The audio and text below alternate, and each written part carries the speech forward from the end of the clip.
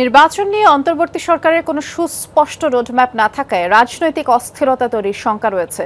দলীয়করণের প্রবণতায় বিচার, পুলিশ ও প্রশাসনে কাঙ্ক্ষিত সংস্কার হয়নি এমন সব মত উঠে এসেছে টিআইবির এক গবেষণায়।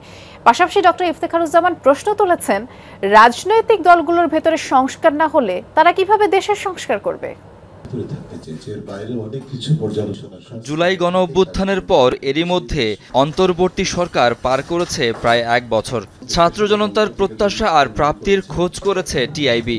একই সাথে জুলাই অভ্যুত্থানে নির্বিচারে হত্যার বিচার ও এর প্রক্রিয়ার বিষয়টিও গবেষণায় তুলে ধরেছে সংস্থাটি।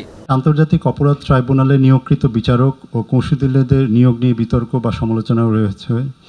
তাদের দক্ষতা, অভিজ্ঞতা ও রাজনৈতিক সংশ্লিষ্টতা নিয়েও প্রশ্ন উত্থাপিত হয়েছে। গণ অভ্যুত্থান সংশ্লিষ্ট ঘটনার জন্য কোনো মামলা, গ্রেফতার বা হয়রানি না করার নির্দেশ দেওয়া হয়েছে এবং এ ধরনের দায় মুক্তি নিয়ে সমালোচনা হয়েছে।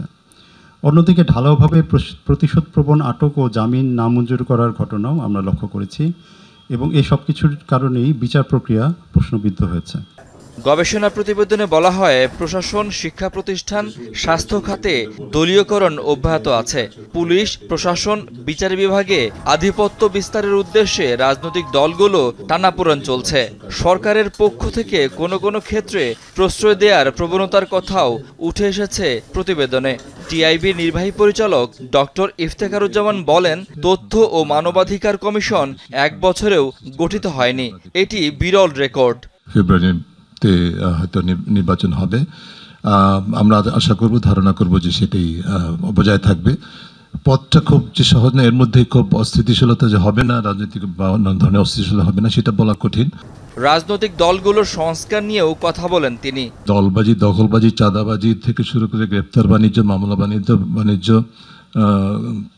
থেকে শুরু করে বিভিন্ন ধরনের অনাচার, অনিয়ম, দুর্নীতি এবং নিজেদের মধ্যে দ্বন্দ্ব, এটা কিন্তু ঠিক 5 আগস্টের বিকেলবেলা থেকে আমরা পর্যবেক্ষণ করেছি এবং সারা পুরো বছরটাই সেটা অব্যাহত ছিল, ঘনীভূত হয়েছে। আরও নতুন যে রাজনৈতিক শক্তি বিকশিত হয়েছে, তাদেরও জন্মলগ্ন থেকেই যেটা দেখা গেছে যে একই রোল মডেল তারা অনুসরণ করেছে।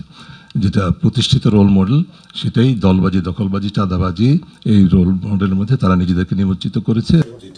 গণমাধ্যমের স্বাধীনতা অন্তর্বর্তী সরকারের আমলেও নিশ্চিত হয়নি বলে উল্লেখ আছে টিআইবির এই গবেষণায়। তাদের মধ্যে 2 জন বোধহয় সরকার এখন আছেন, সেই হিসাবে king's party. Shakil Hasan, Jamuna news, Dhaka. কিন্তু বাথরুম যাতা ওডোনিল নাই। ওডোনিল সুবাসিত ঘরে স্ট্যাটাস বাড়ে।